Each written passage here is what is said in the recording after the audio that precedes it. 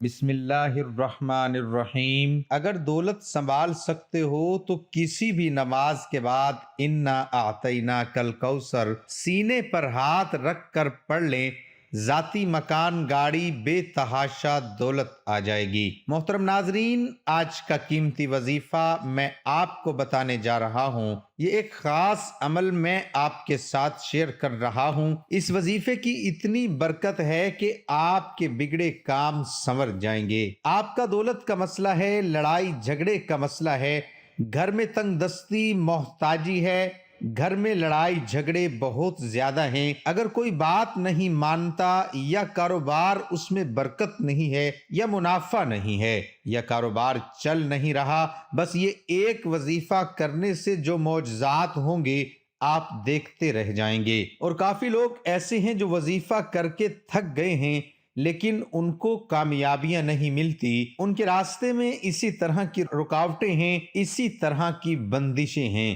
تو ان کے لیے بھی یہ عمل ہے، وہ بھی اس وظیفے کو کر لیں تو انشاءاللہ اللہ پاک ایسا معجزہ فرمائیں گے، اللہ پاک ایسا کرم فرمائیں گے کہ تمام مشکلات، تمام پریشانیاں ختم ہو جائیں گی۔ آج کے دن یہ خاص وظیفہ کیجئے۔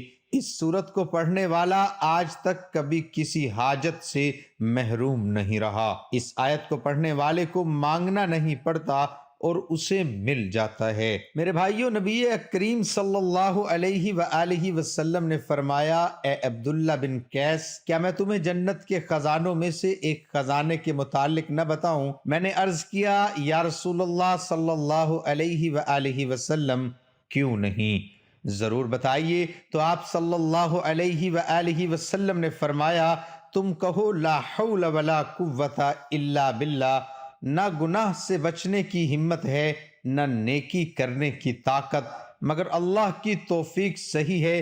بخاری اور مسلم نے اس کو روایت کیا ہے۔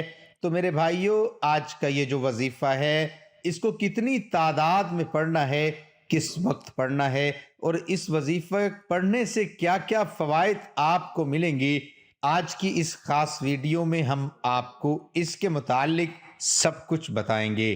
حدیث پاک صلی اللہ علیہ وسلم کا ارشاد ہے، اے لوگو، اتنی عبادت کرو جو قابل برداشت ہو، کیونکہ اللہ ثواب دینے سے نہیں رک سکتا یہاں تک کہ تم خوف عبادت کرنے سے اکتا جاؤ گے۔ اب آپ نے اس سورت کو کیسے پڑھنا ہے، کس ترتیب سے پڑھنا ہے، یہ اب طریقہ کار جان لیجئے۔ جب تک آپ کو طریقہ کار نہیں پتا ہوگا پھر عمل اثر نہیں کرتے۔ کچھ خاص احتیاط ہوتی ہیں، تو اب اس کا طریقہ کار جان لیجئے۔ احتیاط میں سب سے پہلے یہ ہے کہ کس وقت آپ نے اس عمل کو کب کرنا ہے۔ دیکھیے، آپ فجر، ظہر، عصر، مغرب، عشاء، تہجد کسی بھی نماز کے بعد کر سکتے ہو، اس میں کوئی پابندی نہیں۔ جب بھی آپ کو وقت ملتا ہے آپ اس وظیفے کو کر سکتے ہو، اس میں کوئی پابندی نہیں ہے۔ کوئی بھی مرد کر سکتا ہے، کوئی بھی عورت کر سکتی ہے۔ اکثر کچھ مردوں کو بھی مشکلات کا سامنا ہوتا ہے، کیونکہ مرد بیچارے اپنی بیوی بچوں کے لیے، اپنا گھر پالنے کے لیے باہر محنت مشقت کرتے ہیں۔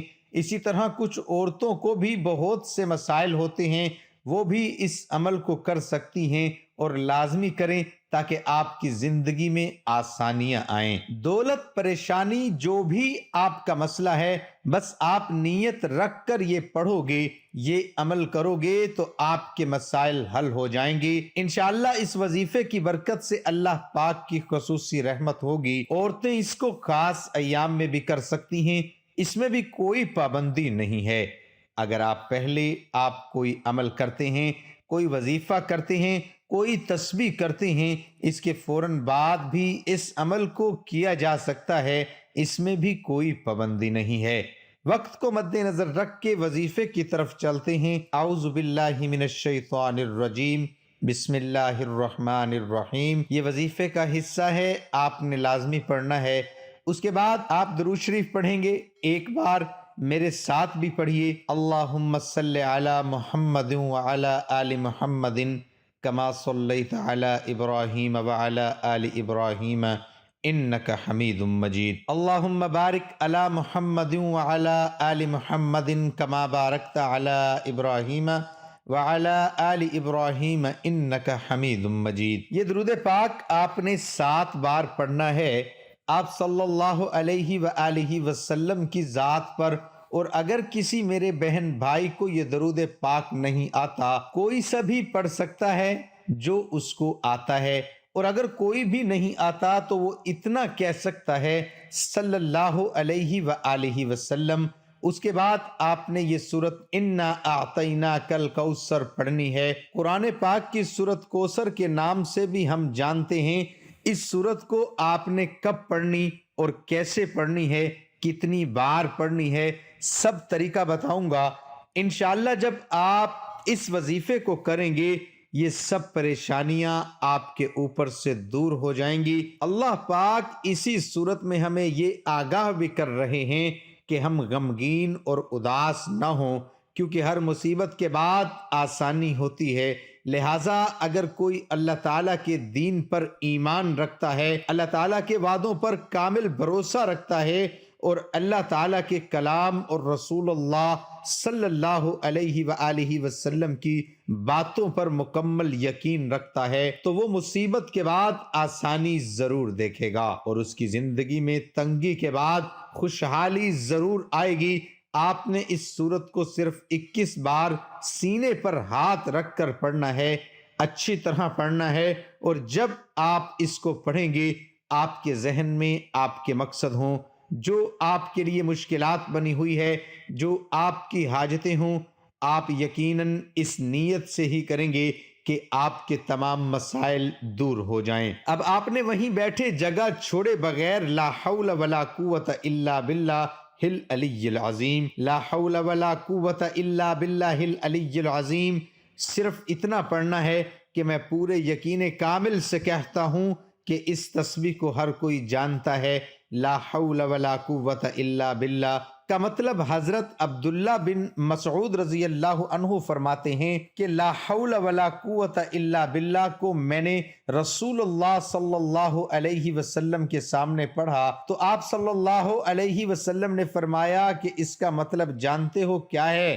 میں نے عرض کیا اللہ اور اس کے رسول صلی اللہ علیہ وآلہ وسلم خوب جانتے ہیں۔ آپ صلی اللہ علیہ وسلم نے خود ہی ارشاد فرمایا اس کا مطلب یہ ہے گناہ سے بھرنے کی طاقت نہیں مگر اللہ کی حفاظت سے، اور اللہ کی عبادت کرنے کی قوت نہیں مگر اللہ کی مدد سے، اور فرمایا جو بندہ ہر وقت استغفار کرتا رہتا ہے اللہ اس کی ہر مشکل آسان کر دیتا ہے اور ہر غم دور کر دیتا ہے، اور ایسی جگہ سے روزی دیتا ہے کہ جہاں سے اس کا گمان بھی نہیں ہوتا۔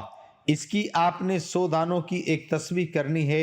اس کے بعد آپ نے دعا کرنی ہے سبحان اللہ یا رب کریم، یا اللہ آپ کو اپنی شان کریمی کا واسطہ ہم گناہ گاروں پر اپنے گھر کے دروازے بند نہ کر، ہم سیاکار ہیں لیکن ہیں تو تیرے ہی بندے، تیرے سوا ہمارا کوئی سہارا نہیں، یا ذوالجلال والاکرام ہم تجھ سے اپنے گناہ کی معافی مانگتے ہیں، جو تنہائی میں کیا یا محفل میں کیا، نادانی میں کیا یا انجانے میں کیا، اللہ اپنی شان کریمی کے صدقے، اپنے کعبہ کی عظمت کے صدقے معاف کر دے۔